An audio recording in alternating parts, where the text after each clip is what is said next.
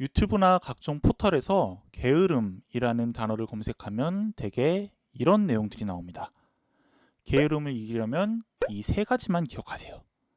이 문학을 통해서 게으름을 때려잡아 봅시다. 왜 게으름은 늘 이런 취급만 받아야 되는 걸까요? 우리는 오늘 맨날 두드려 맞고 극복될 대상이기만 한 게으름을 위한 세 권의 책을 만나볼 겁니다. 우선 첫 번째 책은 버트런드 러셀의 게으름에 대한 찬양입니다. 사실 이 사람은 솔직히 이런 말 하기에 너무 부지런했던 사람입니다. 평생 40권에 가까운 책을 썼고요. 매일 3,000단어 이상의 글을 썼다고 합니다. 수학과 철학, 양 분야에 공헌을 남긴 건 물론이고 반핵 활동이라던가 반전 활동, 또 평등운동 같은 사회 활동도 굉장히 열심히 했죠. 그럼 도대체 이 사람은 무엇을 찬양한 걸까요? 이 내용을 살펴보기 위해서는 우선 우리가 게으름을 찬양한다는 말 자체가 잘 이해되지 않는 이유를 살펴볼 필요가 있습니다. 현대사회에서 우리는 흔히 자신이 겪는 불행의 탓을 게으름에 돌리곤 합니다. 누구에게나 성공의 가능성이 열려있는 시스템이 갖춰진 이 사회에서 내가 행복해지지 못하는 이유, 주류가 되지 못하는 이유는 자신의 게으름 때문이라고 여기는 것이죠. 하지만 러셀은 이런 논리에 반박합니다. 그는 사탄은 늘 게으른 손이 저지른 해악을 찾아낸다 라는 경구처럼 사람들이 열심히 일만 하며 그것이 옳다고 믿는 상황에 처해 있다고 이야기하는데요. 그는 일이라는 것이 우리의 생존에 필요한 것이기는 하지만 결코 삶의 목적이 되어서는 안 된다고 이야기합니다. 그는 우리가 여가를 즐기는 삶을 살 필요가 있으며 이를 통해 자연스럽게 노동이 줄어드는 삶 혹은 게으른 삶을 살게 된다고 보았죠. 그는 현대인들이 너무나 유용한 것만을 추구하고 있다고 이야기를 합니다. 유용함에 대한 끝도 없는 추종은 의미 없고 무용해 보이는 것에 대한 불신으로 이어지게 되며 결국 그 끝에는 사람을 수단으로 생각하는 사고방식이 나타나게 된다고 보았습니다. 마치 나치즘이나 제국주의처럼 말이죠. 사실 그의 주장은 우리 사회에서 적용 불가능한 부르주아의 입장으로 받아들여지기도 합니다. 특히 문명 발달로 인해 하루 4시간 정도의 노동이면 충분하다는 러셀의 주장은 선뜻 동의하기도 이해하기도 어렵죠. 하지만 현대 문명의 시작점에 있었던 20세기 초, 지금 우리의 고민과 맞닿아 있는 이야기를 했다는 것만으로도 이 책의 의미는 충분하지 않을까 싶습니다. 게으름뱅이를 위한 두 번째 추천책은 바로 게으름은 왜 죄가 되었나입니다.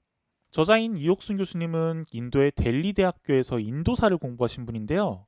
이 책을 통해 어떤 이유로 게으른 행동이 죄책감을 가질 만한 것이 되었는지 역사적이고 문화적인 관점에서 살펴보고 있습니다. 교수님은 게으름이 특히 근대 서구 문화에서 좋은 평가를 받지 못했다고 이야기합니다. 그 이유는 게으름이 근대화, 즉 산업화와 깊은 관련을 맺었기 때문인데요.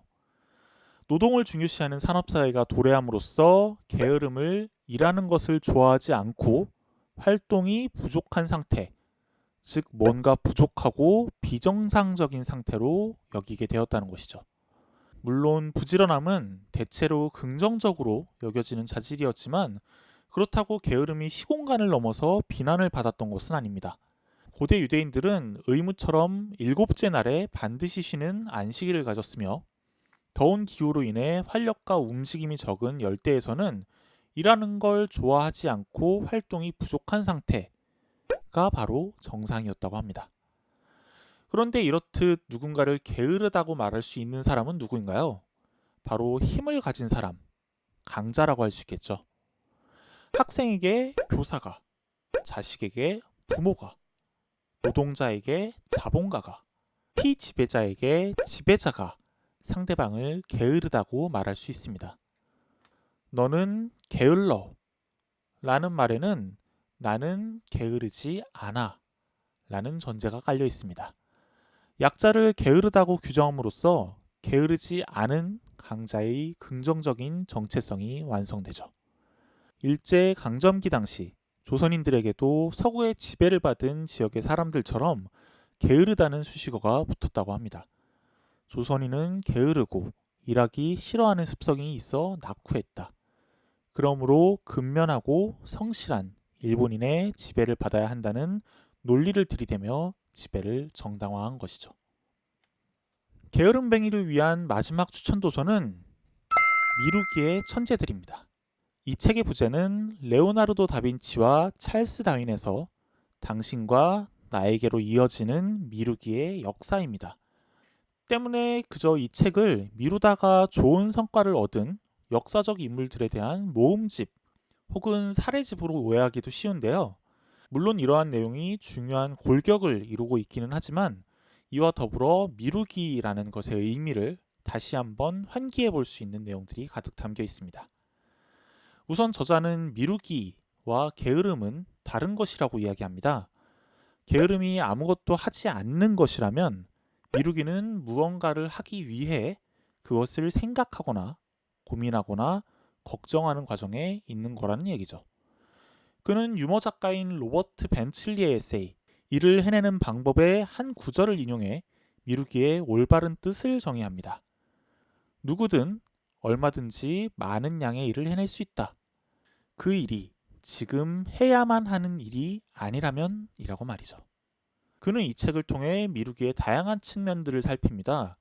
미루기를 죄악시하는 존재들, 예를 들자면 자기계발서 같은 것들에서는 애매모호함과 사색, 실현되지 않은 욕망같이 지극히 현실 문제에는 도움이 되지 않은 이야기들이 담겨 있다고 이야기하며 내일이 더 낫다 라는 모토를 가지고 살아가는 리히텐베르크 소사이어티의 창립자를 만나고 오기도 하죠.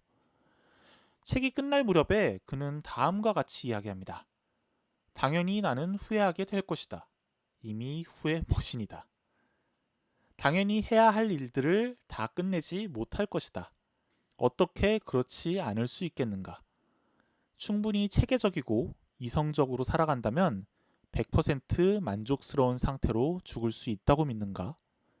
나는 결코 스스로 원하는 만큼 완벽할 수 없을 것이고 스스로 원하는 만큼 끝내주게 멋질 수도 없을 것이다. 나에겐 둘 다 필요하다. 해야 하는 일에서 도망가는 것도 흠잡을 데 없는 착실함도 후회도 실천도. 사실 조금은 게을러도 된다는 의미로 이 책들을 소개해드렸지만 그게 결코 쉽지 않다는 거는 우리 모두가 알고 있습니다. 당장 저만 하더라도 무언가를 하지 않으면 그것만으로도 불안감을 느끼는 경우가 다반사이니 말이죠. 그래도 이 영상을 본 하루 정도는 조금은 게으르게, 조금은 할 일을 미뤄가며 살아보는 것도 좋지 않을까 싶습니다. 뒤로 가기 버튼 혹은 홈 버튼을 미루고 마지막까지 영상을 봐주신 당신처럼 말이죠.